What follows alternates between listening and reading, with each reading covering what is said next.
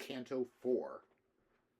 Virgil shows Dante the mournful shadows of virtuous non-Christians like himself who haunt limbo, hell's first circle, and suffer the spiritual torment of forever seeking God in vain.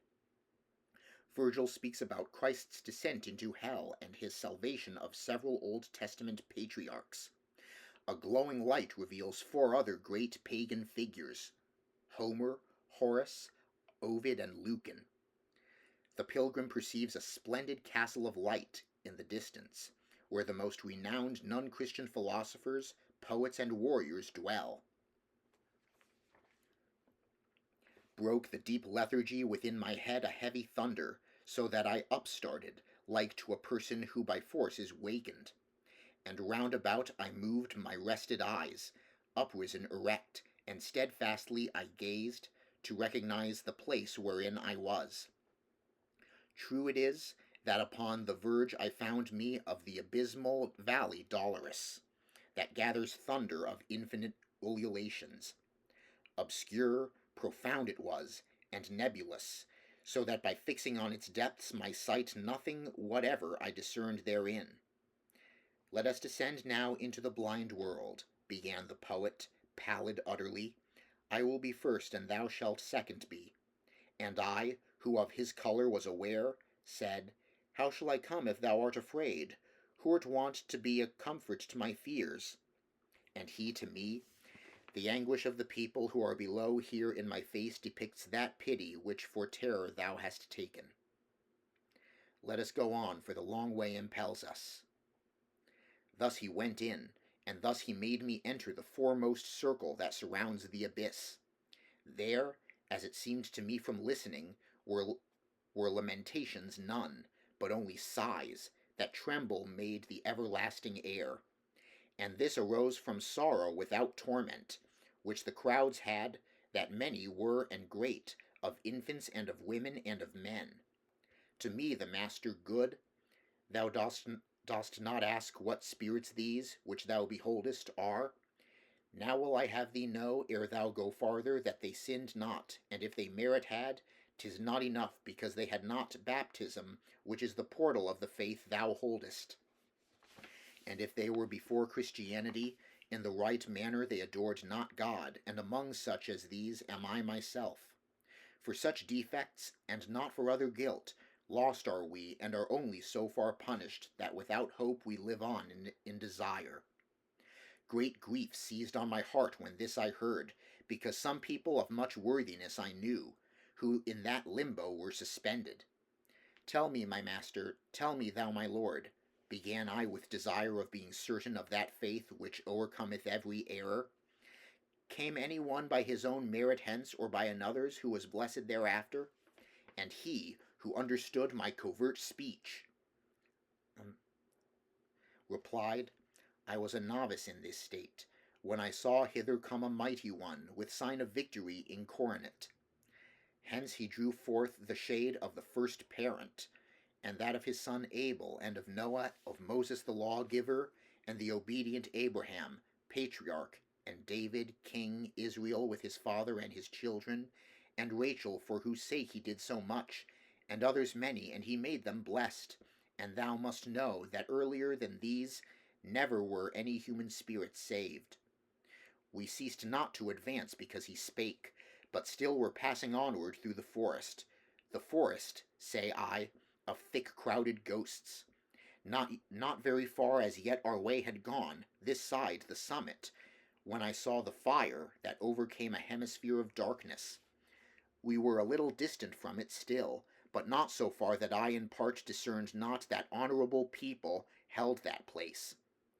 O thou who honourest every art and science, who may these be, which such great honour have, that from the fashion of the rest it parts them? And he to me, the honourable name that sounds of them, above there in thy life, wins grace in heaven, that so advances them. In the meantime a voice was heard by me. All honour be to the preeminent poet, his shade returns again, that was departed. After the voice had ceased and quiet was, four mighty shades I saw approaching us, semblance they had nor sorrowful nor glad. To say to me began my gracious master, him with that falchion on his hand in his hand behold, who comes before the three, even as their lord. That one is Homer, poet sovereign. He who comes next is Horace, the satirist. The third is Ovid, and the last is Lucan. Because to each of these with me applies the name that solitary voice proclaimed, they do me honor, and in that do well. Thus I beheld assemble the fair school of that lord of the song preeminent, who o'er the others like an eagle soars. When they together had discoursed somewhat, they turned to me with signs of salutation, and on beholding this, my master smiled, and more of honor still, much more, they did me, in that they made me one of their own band, so that the sixth was I, mid so much wit. Thus we went on as far as to the light, things saying 'tis becoming to keep silent, as was the saying of them where I was. We came unto a noble castle's foot, 7 times encompassed with lofty walls, defended round by a fair rivulet. This we passed over even as firm ground. Through portals 7 I entered with these sages. We came into a meadow of fresh verdure. People were there with solemn eyes and slow, of great authority in their countenance. They spake but seldom, and with gentle voices.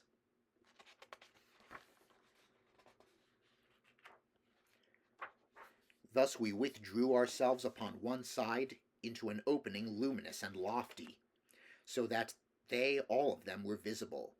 There opposite, upon the green enamel, were pointed out to me the mighty spirits, whom to have seen I feel myself exalted. I saw Electra with companions many, mongst whom I knew both Hector and Aeneas, Caesar in armor with gerfalcon eyes. I saw Camilla and Penthesilea on the other side, and saw the king Latinus, who with Lavinia his daughter sat. I saw that Brutus who drove Tarquin forth, Lucretia, Julia, Marcia, and Cornelia, and saw alone, apart, the Saladin. When I had lifted up my brows a little, the master I beheld of those who knew sit with his philosophic family. All gaze upon him, and all do him honor.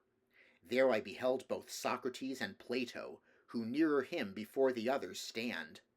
Democritus, who puts the world on chance, Diogenes, Anaxagoras, and Thales, Zeno, Empedocles, and Heraclitus.